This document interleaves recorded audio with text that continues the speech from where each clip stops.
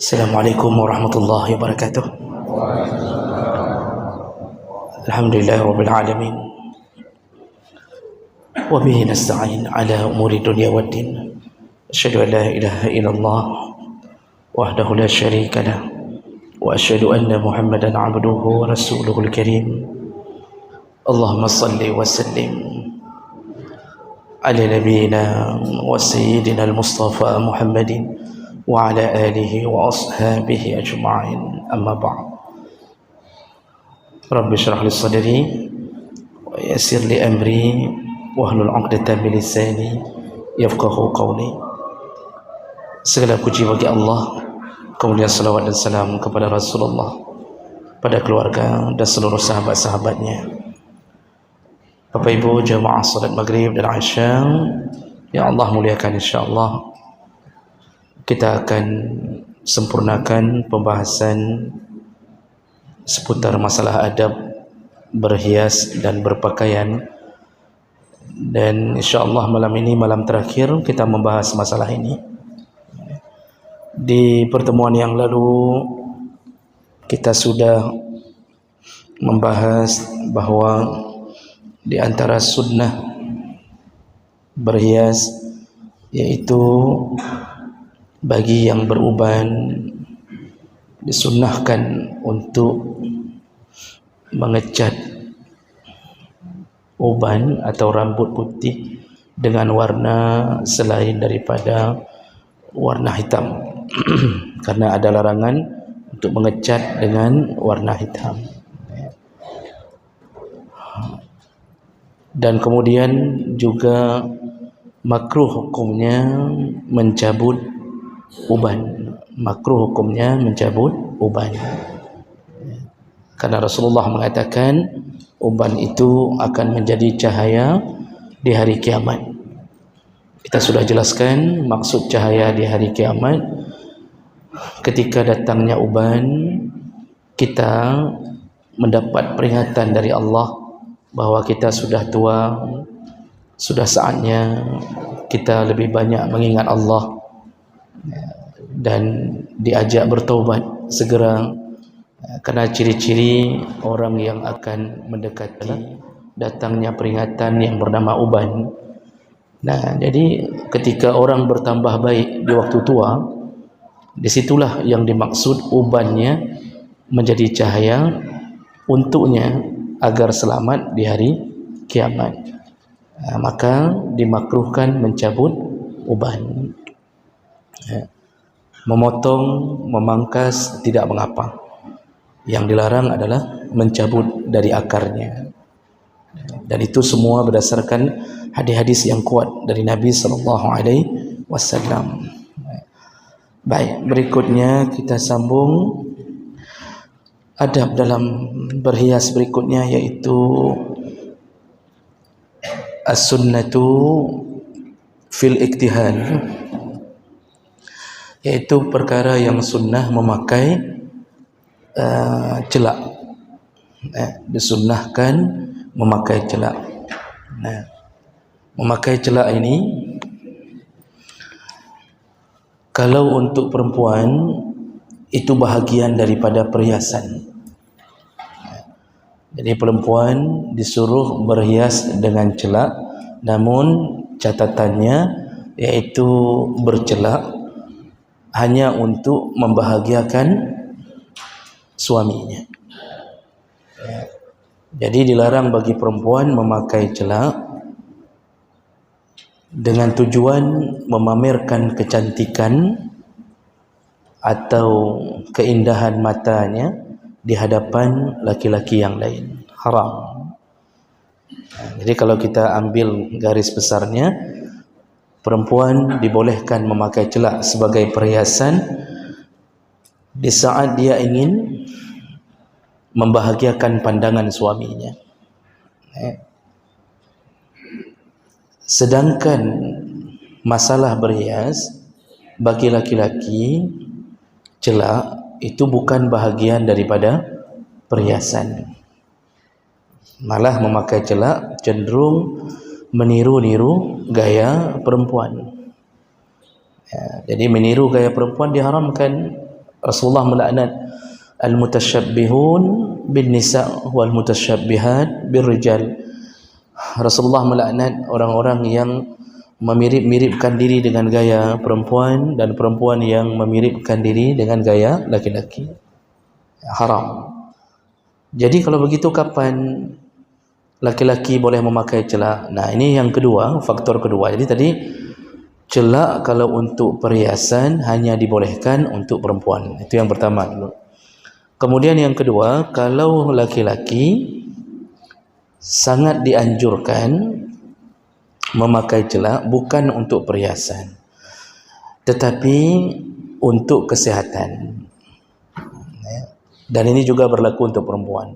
Kalau masalah perhiasan hanya untuk perempuan, kalau masalah kesihatan berlaku untuk laki-laki dan perempuan. Jadi celak itu dijamin oleh Nabi menyihatkan mata.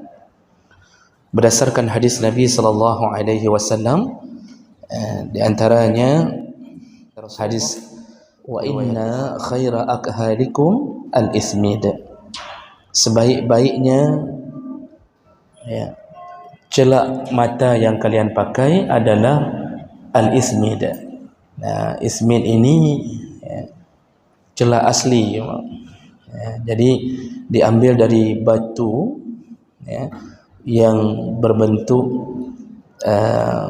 hitam kemerah-merahan, bahkan cenderung hitam, dan dia adanya di Hijaz, dan ada yang mengatakan di Isfahan. Ini yang dimaksud dengan ismid, celak untuk kesihatan. Apa kata Rasulullah? Kata Rasulullah, sebaik-baiknya celak mata yang kalian pakai adalah al-ismid yajlu al-basar.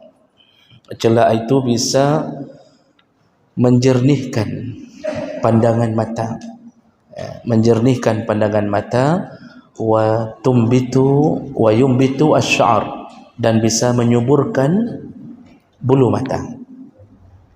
Celak bisa menjernihkan pandangan, otomatis yang dimaksud adalah mengurangi kerabunan. Jadi bagi yang rabun itu salah satu obatnya adalah celak. Sekaligus menyuburkan bulu mata kalau sering pakai celak. Dan ini Nabi langsung yang mengatakannya.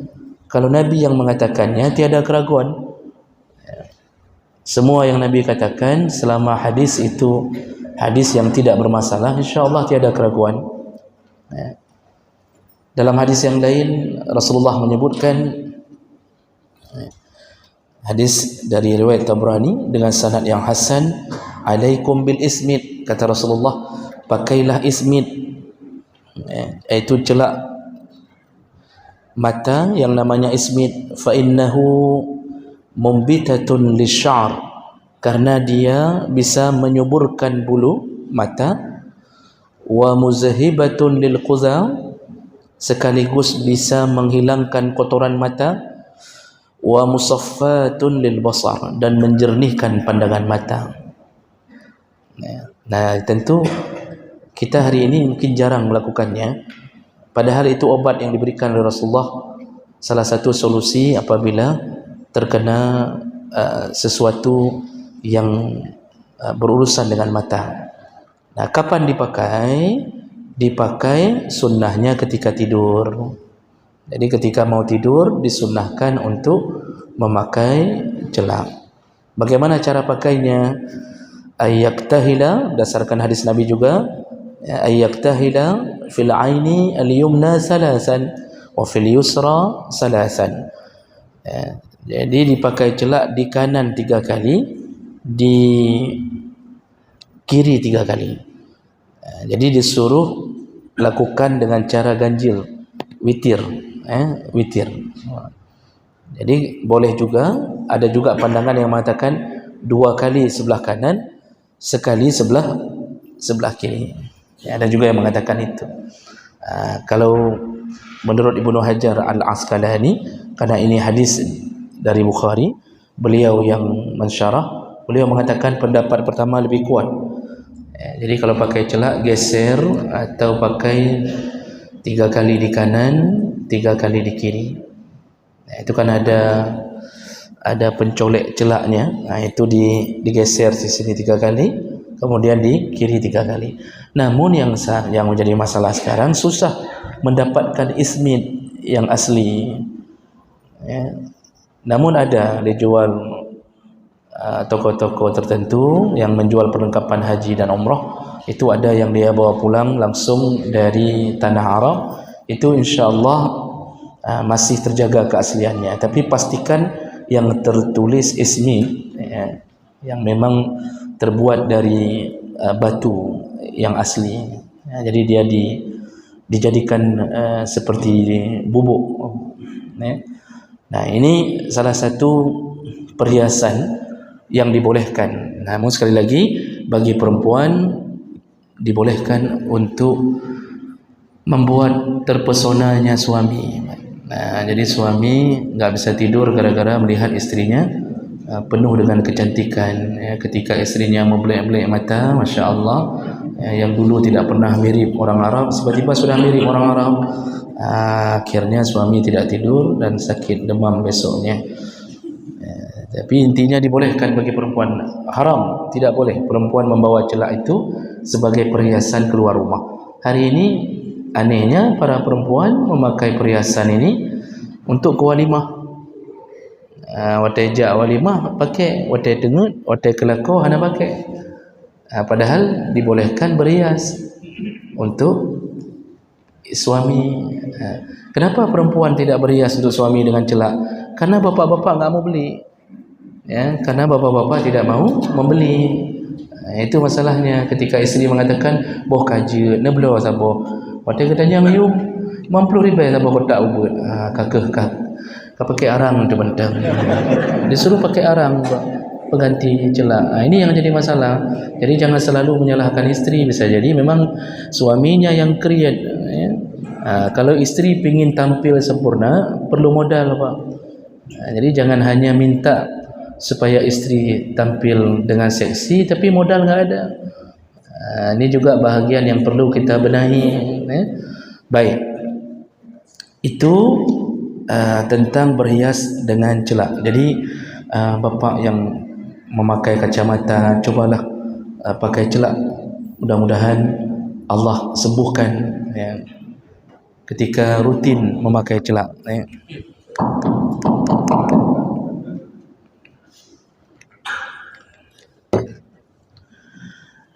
Baik, kita sambung yang terakhir, tata cara berhias berdasarkan agama, yaitu larangan. Kali ini larangan, dan ini larangan ini berlaku bagi laki-laki dan perempuan.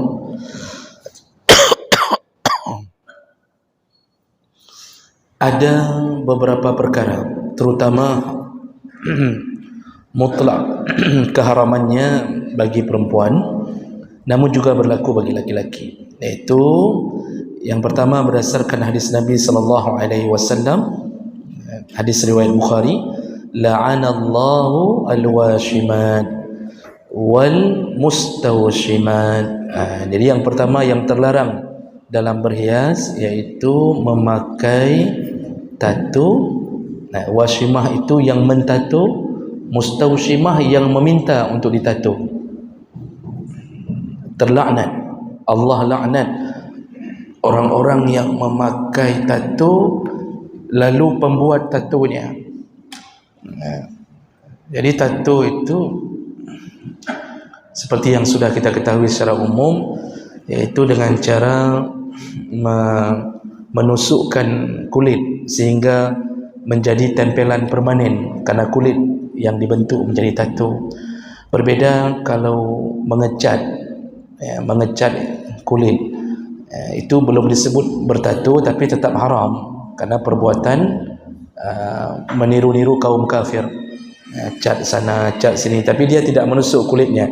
Tapi yang dimaksud dengan al-washimah di sini, kalau dalam kitab memang kulit yang dijadikan sebagai bentuk langsung. Jadi permanen berada di kulit. dan itu susah untuk dihilangkan, harus memakai obat-obat tertentu dan itu lama. Makanya orang-orang yang memakai tattoo permanen sudah taubat pun tatonya tidak bisa hilang. Salatnya diterima Allah, tatonya termaafkan kalau memang sudah berusaha menghilangkannya tapi tidak bisa hilang. Jadi tattoo ini walaupun kecil terlaknat. Jadi kita misal hanya membuat gambar matahari di mungkin di tapak kaki, kahanabut tu sebenarnya kan, kita buat gambar matahari di tapak kaki, jadi bisa dilihat waktu cuma tidur saja. Tapi ada tattoo walaupun tidak bermanfaat, maka dia orang-orang yang dilaknat. Dilaknat itu dicabut kebaikan oleh Allah di atas dirinya, dicabut keberkahan oleh Allah. Orang-orang yang memakai tattoo. Selain orang yang memakai tattoo, yang membuat tattoo pun terlaknat. Jadi Nabi ingin menegaskan bahawa bukan hanya pelaku tapi yang membuat terlaknat. Makanya petugas-petugas pembuat tattoo, salon-salon kan, kalau ada menyediakan pembuatan tattoo itu semua mereka terlaknat. Jadi mencari pekerjaan haram dengan cara begitu. Di Aceh saya tidak tahu apakah ini berkembang, di Lok Semanggi saya tidak tahu. Kalau ngecat sendiri mungkin ada, ngecat sendiri, dia cat sendiri dengan cat jotun, mungkin tapi yang langsung ke kulit saya tidak tahu. Apakah berkembang di Lok Semanggi kita, saya tidak tahu, Allah a'lam. Jadi hati-hati bagi mereka yang ahli membuat ini, tetapi dalam keadaan terlaknat, dan pekerjaan yang terlaknat menghasilkan harta yang haram. Pekerjaan yang terlaknat, pekerjaan haram menghasilkan harta yang haram. Baik, jadi ini larangan pertama dalam berhias, jangan coba-coba memakai tattoo. Tapi kalau seandainya kita pernah jatuh di pohon, atau kemudian kita pernah mendapatkan kurap sejati, nggak bisa hilang lagi, itu tidak disebut tattoo. Jadi waktu ada pedih bagom tattoo dari bekasan kurap itu tidak disebut tattoo. Jadi memang tattoo itu disengaja untuk dibuat, bukan sebuah penyakit. Kemudian yang kedua yaitu al-mutanammisat, orang-orang yang mencukur alis, terlaknat perbuatan mencukur alis, terlaknat. Kalau laki-laki jarang kita lihat mencukur alis, jarang sekali Pak. Perempuan, tapi ada laki-laki, biasanya artis-artis yang ingin merubah alisnya, dicukur duluan, dicukur sampai alisnya botak, lalu dibuat yang lain ada. Tapi paling banyak kejadian ini adalah pada perempuan. Bahkan ibu-ibu pengajian pun kadang-kadang masih ada datang ke pengajian, jadi karena mungkin kurang pengetahuan tentang perbuatan haram ini, dicukur alisnya, lalu dia buat yang baru dengan spidol permanen, dia buat supaya nampak lebih lebat, hitam. Kalau kita perhatikan dengan dekat, tidak ada bulunya, cuma warna saja. Dia buat lebih panjang garisnya. Itu terjadi dan banyak terjadi. Isteri-isteri pejabat nyan bodoh rata-rata. Maka bagi bapak yang pejabat, coba lihat isteri sendiri. Kalau terjadi, mohon segera dilarang, karena ini berhubungan dengan kekuasaan suami. Memang isteri yang mencukur alis, tapi suami yang membiarkannya. Jadi nggak pernah ditumbuk sama suami. Itu sekali-sekali perlu ditumbuk kadang-kadang. Kalau sudah diingatkan, sudah 999 kali. Hai dengar sih, hanya perlu kena tumbuk. Kadang-kadang banyak maksiat terjadi dalam rumah, kita tidak menyadarinya. Salah satunya yang paling banyak adalah membiarkan ahli keluarga di dalam maksiat. Jadi haram hukumnya mencukur alis, berbeda dengan merapikannya. Jadi tidak mencukur, karena ada model tipe orang yang turunan banyak bulu, mungkin turunan gorila, mungkin banyak bulu Pak, hampir tibit-tibitnya, bulainya tibit-tibit, panjang. Kemudian dia ingin merapikannya, dia rapikan, dibolehkan, karena ada tipe yang begitu. Tapi kalau mencukur lalu merubah dengan warna dengan spidol yang lain haram. Apalagi memakai bahan-bahan yang tidak sampai wudu, air wudu ke kulit tempat bekasan alis tersebut. Hati-hati bapa-bapa yang Allah muliakan, jangan biarkan isteri kita, kerana kita akan termasuk golongan yang dayus, membiarkan isteri dan anak dalam maksiat. Kita duluan yang dicampakkan ke dalam neraka. Kemudian yang ketiga, perhiasan yang dilarang, berhias diri yang dilarang adalah mutafallijat, iaitu mengikir gigi atau merubah gigi lil husni, untuk berhias. Jadi bukan untuk kesihatan mulutnya, tapi untuk berhias. Ini kan model, ini sekarang sudah hilang model itu. Dulu Masya Allah semuanya memakai behel, mana-mana behel. Perempuan begitu senyum yang keluar gigi dan ada kawatnya, semua pakai kawat. Jadi kalau ditanya untuk apa, ya hanya untuk action saja, untuk bergaya saja. Jadi dianggap seakan-akan sudah indah ketika senyum nampak besi. Kan bodoh, Pak. Senyum nampak besi indah. Wadai pajuh lado, waktu dia makan sambal lado itu ada yang tersangkut di besi behelnya itu. Nah, jadi haram mengikir gigi, maksudnya hanya kalau dirubah giginya untuk perhiasan. Termasuklah gaya-gaya artis hari ini, mencabut 2 gigi depan, merubah menjadi ditempel gigi kelinci. Jadi 2 anak dika, yang di depan 2 biji ini besar seperti gigi kelinci. Dianggap itu sebuah hal yang mempercantik keadaan giginya. Wallahu a'lam, memang banyak manusia gila yang dihidupkan Allah di akhir zaman. Entah apa-apa dibuat. Tapi kalau seandainya mengikir gigi karena kesihatan, contoh gigi kita jarang-jarang, sehingga kalau kita makan ada ayam yang langsung masuk tidak tergiling, atau nasi terlepas begitu saja, lalu kita minta ke dokter, lalu dokter mengatakan ini harus dirapatkan dulu, ini pakai besi, pakai ini, atau ada yang ompong diganti gigi, itu tidak mengapa, dibolehkan, selama bukan bernajis di dalamnya, tidak mengapa. Nah, jadi ini termasuk perkara yang dilarang, mengikir gigi demi untuk pamer kecantikan.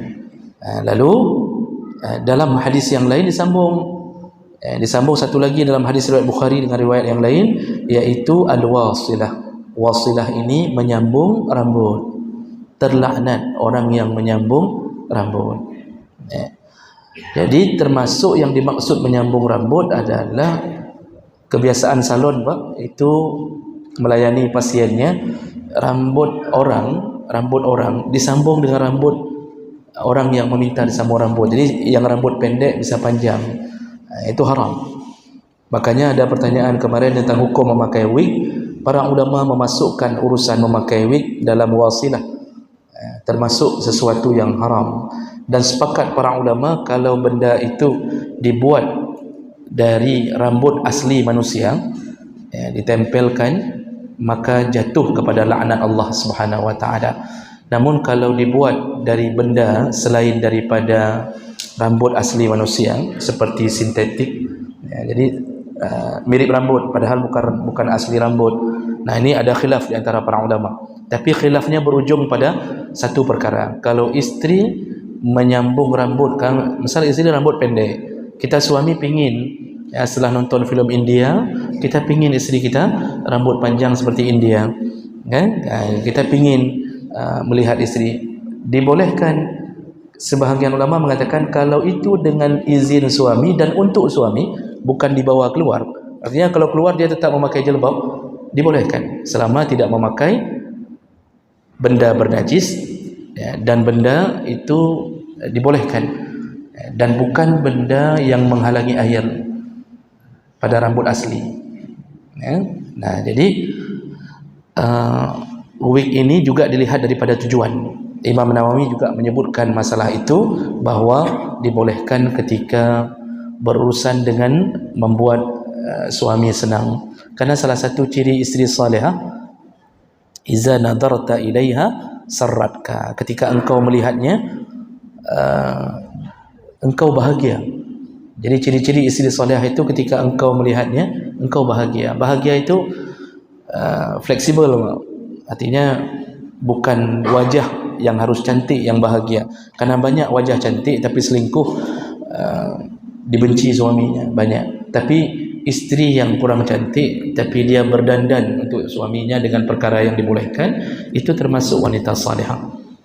Saya sering mengulang-ulang isteri salihah itu di rumah itu gayanya Eropa. Isteri salihah itu kalau di rumah gayanya Eropa, seperti Eropa di Venice pantai, kan, yang di samping-samping pantai, dengan luar cun, luar luar serengkeran, cuma pakai serengkeran saja, celana untuk naik kelapa itu. Itu kalau di rumah nggak ada orang lain, nggak ada pembantu, nggak ada anak, di depan suaminya dia begitu. Suami senang melihatnya. Itu salihah. Di rumah bergaya Eropa, di luar bergaya Arab, tutup sempurna. Hari ini dibalik, di luar bergaya Eropa, ketika di rumah dia pakai gamis, pakai jilbab loh. Jadi wek-wek dari kamar ke dapur lengkap bajunya. Jadi suami hana heut membacut. Ini yang perlu diperbaiki, Pak ya. Jadi isteri salihah itu membuat suaminya heut, tahu heut, Pak ya, membuat dia senang, tidak berusaha menoleh ke isteri tetangga. Dia cukupkan dirinya kepada istrinya. Makanya ini pelajaran bagi ibu-ibu, bahawa senangkanlah suami dengan berbagai cara, tapi minta modal seperti tadi. Nah, ini berarti menyambung rambut haram, salonnya haram, pekerja salon kalau itu kerja haram, terlaknat semuanya. Dan satu lagi yang disebutkan dalam hadis yang berbeda, yaitu perempuan-perempuan yang memakai punuk unta, memakai punuk unta. Bahasa Nabi bahawa ada 3 perempuan yang diharamkan masuk surga, yaitu nisaun kasiyatun aryan, perempuan yang berpakaian tapi telanjang, mumilatun ma'ilan, kalau berjalan berlenggak-lenggok, memakai pakaian seksi lalu berjalan sengaja dibuat-buat untuk menarik perhatian laki-laki, wa ru'usuhunna ka'asnimatil bukhtil ma'ilah, dan di atas kepala mereka ada punuk unta yang miring, ada punuk unta yang miring.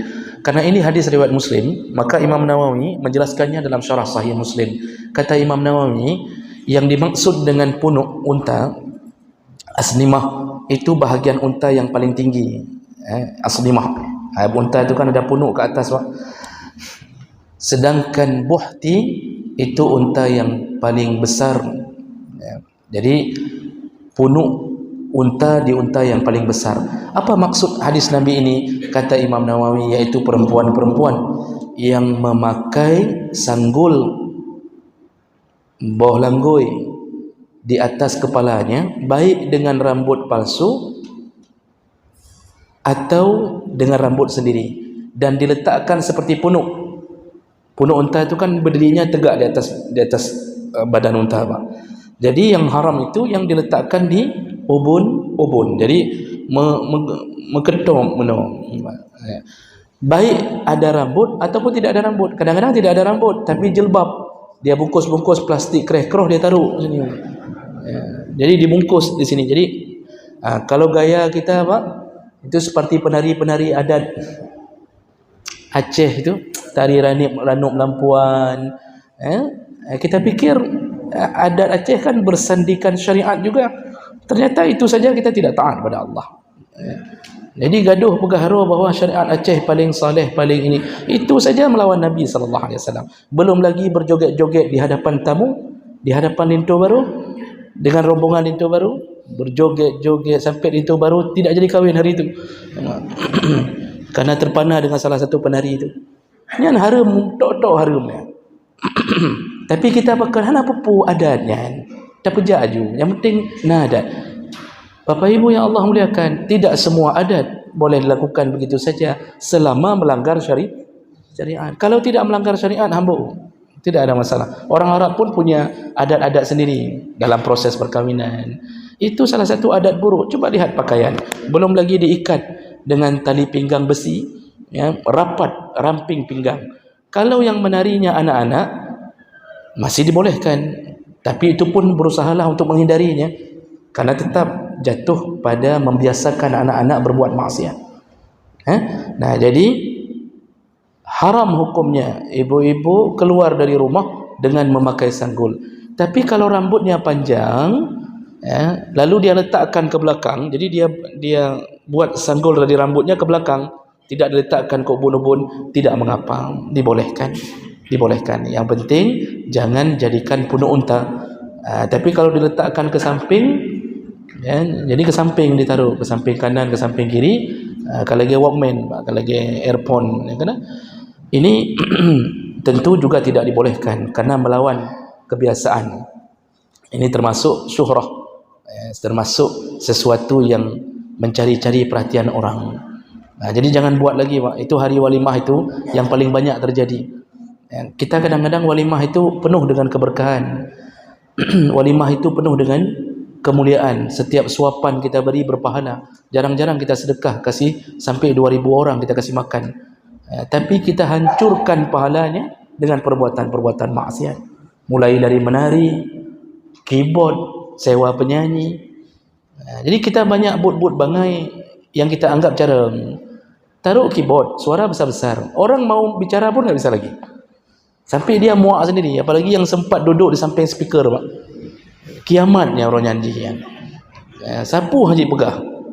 Padahal ketemu sama kawan SD yang sudah 25 tahun tak ketemu. Akhirnya dia mengatakan kakak baik dah mengalir dia. Jadi enggak tahu dengar apa. Kita fikir hebat dengan keyboardnya, padahal bangai. Makanya kita ini kadang-kadang ada yang sudah S1, S2, S3, tapi boot macam boot bangai. Banyak orang bangai tidak ada S, tapi cara. Maka yang membuat kita pintar itu agama, bukan gelar, Pak. Gelar boleh apa saja, tapi agama yang membuat kita pintar. Baik, itu perkara yang patut kita jaga, dan hati-hati para suami di saat berhadapan dengan perkara maksiat di dalam keluarganya, terutama perbuatan yang dilakukan oleh istri dan anak-anaknya. Ada waktu sekitar berapa menit? 13 menit. Jamnya salah. Get. Baik, para jemaah sekalian, sekitar 13 menit untuk para jemaah yang bertanya dan mengulasnya.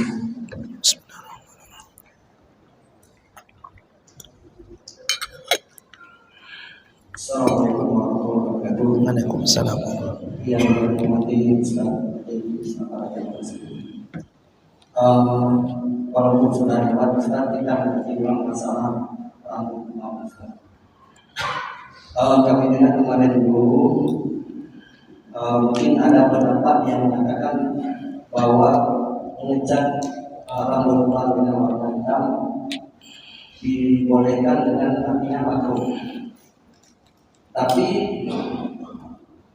kalau masalah kami makruh berkali-kali. Misalnya begini Ustaz, artinya kalau orang mengecat rambut dalam sebulan mungkin 2 kali, karena dia hilang di rumah bapak yang mengecat. Malah dalam setahun kita beberapa kali dia makruh. Itu bagaimana hukumnya berkali-kali makruh. Itu yang pertama. Kemudian ada juga kawan kita atau yang kita hormati, baik yang berceramah atau orang lain, juga mengecat kumis atau rambut. Kita jadikan dia imam, apakah boleh? Terima kasih. Assalamualaikum warahmatullahi wabarakatuh. Mungkin ada lagi.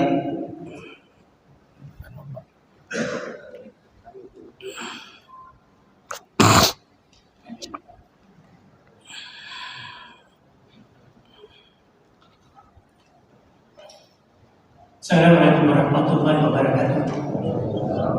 Singkat saja Ustaz, mengubah bentuk rambut dari rambut keriting jadi lurus atau kebalikannya, cara hukum halal atau haram? Terima kasih. Lagi.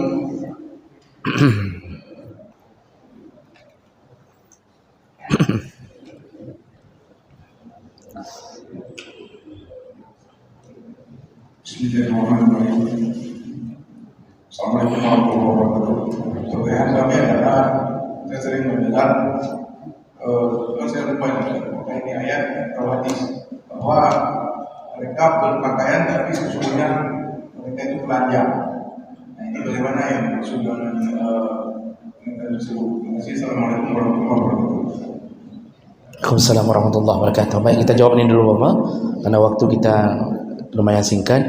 Yang pertama tadi, benar bahwa ada juga pendapat ulama, bahkan dalam mazhab Syafi'i ada ulama-ulama Syafi'iyah yang mengatakan makruh mengecat rambut berwarna hitam. Jadi mereka mengatakan maksud hadis Nabi itu bukan haram tapi makruh. Tetapi jumhur dari mazhab Syafi'i mengatakan haram.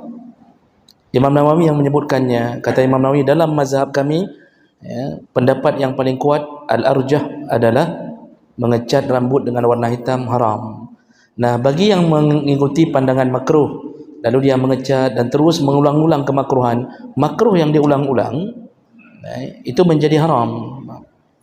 Jadi sengaja meremehkan perbuatan makruh karena merasa tidak berdosa, diulang-ulang dengan sengaja, itu berubah jadi haram. Jadi tidak boleh melakukan itu. Nah, kemudian bolehkah kita jadikan imam kalau orang ini sengaja mengecat rambut dengan tujuan meremehkan syariat, mengambil hukum makruh lalu mengulang-ulangnya? Karena makruh itu sebenarnya harus dihindari juga. Makruh itu bukan bermakna waktu kita dengar makruh, oh makruh, berarti jeut. Makruh itu walaupun boleh tapi tidak disukai. Makanya tidak layak orang begini dijadikan imam. Dengan syariat agama saja dia tidak jaga, lalu dia menjadi supir kita untuk menghadap Allah. Jadi Allah ketika bertemu dengan komandannya ahli maksiat. Maka semua urusan imam itu enggak boleh orang fasik. Bahkan orang yang suka melakukan kemakruhan, terbiasa dosa kecil, itu juga tidak boleh. Muazin saja tidak boleh. Jadi imam tu harus diseleksi, bukan hanya bagus suara tapi akhlak di luar imam. Menyota temu di kedai kopi dengan main game judi online, yang je lapor aja pada panitia, cabut aja Pak. Masa imam jadi orang yang tidak berakhlak kepada Allah? Itu pindahkan itu. Karena kita L300 kita goyang dia. Nah, begitu. Kemudian pertanyaan yang kedua tentang meluruskan rambut atau bahasanya rebonding atau smoothing. Jangan tanya kenapa saya tahu, karena cukup bahaya pertanyaannya. Bahkan ada apa Ustaz? Memang pertanyaan lembut tapi durmum lah mati dia. Jadi istilahnya rebonding atau smoothing. Jadi yang saya tahu itu memakai alat zat kimia, obat kimia, lalu ada alat untuk meluruskannya, panas keluar asap itu alat itu, merubah molekul protein rambut. Kalau saya tidak salah nama molekul protein rambut itu kan keratin, dirubah supaya tidak lagi berbentuk keratin sehingga dari keriting berubah menjadi lurus. Ini bisa kebalikan, bisa dibuat taj'id, bisa dari lurus dibuat keriting. Suami pingin sensasi, katanya kepada isteri, kapaket berkeribu tiga kapaket. Suka dia suka isterinya keribu Pak. Mana lah kalau kau pumung lagi ana Pak. Biar bagi ana. Ada Pak. Ada. Yang banyak akan keriting minta rubah jadi lurus, tapi ada yang begitu-begitu Pak. Jadi dia bermain-main dengan angan-angannya. Apa hukumnya rebonding dan smoothing ini? Seluruh ulama membolehkannya selama tidak digunakan untuk berhias di luar rumah. Maka orang yang berjilbab, perempuan berjilbab, kalau dia gunakan untuk kembali menghiasi diri menyenangkan suami boleh. Syarat kedua, jadi syarat pertama tidak boleh dibawa keluar rumah. Kalau hari ini kan anak-anak gadis Pak, ketika berhenti di lampu merah itu kan keluar seperti jarum di balik jilbab pendeknya Pak. Lagi jarum di bibir. Ini yang pas kita culuk aja dengan jarumnya. Jadi itu haram. Itu dah jatuh ke haram tu. Apalagi sampai duduk di belakang pacar, pegang pinggang pacarnya, harum mendum ya. Dari situ kita tahu siapa orangnya, siapa orang tuanya. Jadi dibolehkan dengan syarat pertama untuk suami, syarat kedua digunakan alat-alat yang tidak menghalangi air wudu, bukan benda bernajis dan tidak menghalangi wudu. Artinya alatnya dipastikan air wudu tetap terkena lapisan rambut, karena syarat berwudu juga bahagian rambut itu terkena.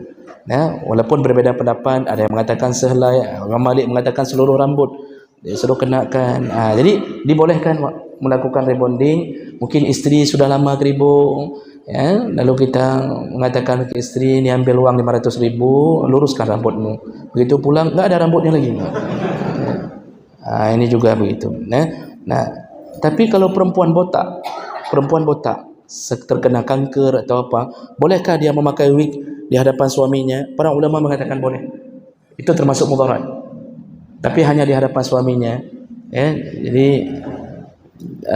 biar suaminya tahu membedakan mana Mike Tyson dengan mana istrinya. Jadi disuruh pakai wig, boleh. Dibolehkan oleh para ulama. Itu darurat, seperti Nabi membolehkan memakai emas pada hidung sahabat yang terbelah waktu perang. Enggak ada lagi hidung, kata Nabi pakailah emas. Dibolehkan, keadaannya darurat. Gigi emas juga begitu, boleh, hanya darurat. Tapi kalau ada gigi pengganti enggak boleh memakai gigi emas. Baik. Kemudian pertanyaan yang ketiga tadi apa? Berpakaian telanjang, itu yang saya bacakan tadi hadis riwayat Muslim, nisaun kasiyatun ariyat, berpakaian tetapi telanjang. Yang ditanyakan apa tadi? Hanya itu, ayat atau hadis? Itu saja ya? Ya, boleh. Yang pertama saya tadi lupa. Ya, yang ditanyakan tadi apa maksudnya?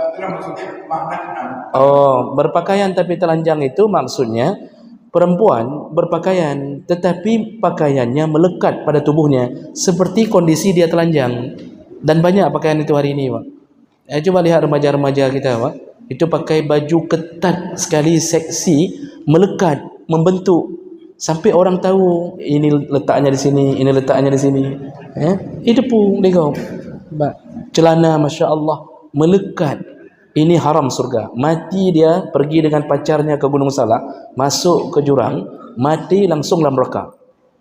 Langsung dalam neraka. Tidak peduli mau mahasiswa mana, tidak peduli dosennya juga ustaz, ternyata tetap dalam neraka. Ini paling banyak manusia masuk neraka hari ini gara-gara urusan pakaian. Maka Bapak Ibu, sebelum kita tutup, benar-benar berhati-hatilah jaga keluarga, karena kita diseret oleh keluarga ke dalam api neraka. Walaupun mereka marah, tapi tetaplah bela agama, karena itu yang bisa mengumpulkan kita kembali dengan anak dan istri kita. Demikian kita cukupkan karena waktu hampir azan. Subhanakallahumma bihamdik, asyhadu an la ilaha illa anta, astaghfiruka wa atubu ilaik. Wassalamualaikum warahmatullahi wabarakatuh.